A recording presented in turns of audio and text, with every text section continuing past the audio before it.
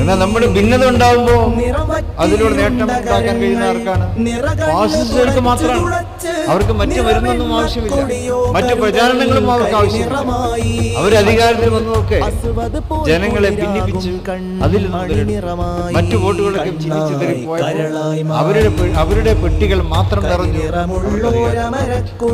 പാലക്കാട് പരീക്ഷിക്കാൻ വിചാരിച്ച അതാണ്.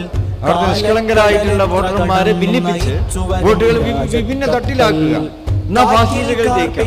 ഫാസിസ്റ്റുകളുടെ വോട്ടുകൾ അവർക്ക് കിട്ടും, മറ്റു വോട്ടുകൾ ഭിന്ന തട്ടിലായിരിക്കും. ആർക്കാണ്?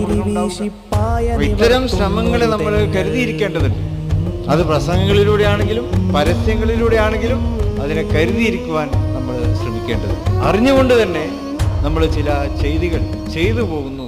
അതിനെ വിമർശിക്കാതിരിക്കുവാൻ സാധ്യമല്ല. തെറ്റുകൾ അറിയാതെ ചെയ്യും. എന്നാൽ അറിഞ്ഞുകൊണ്ട് തന്നെ തെറ്റ് ചെയ്യാന്ന് പറഞ്ഞാൽ അത് ഇരട്ടി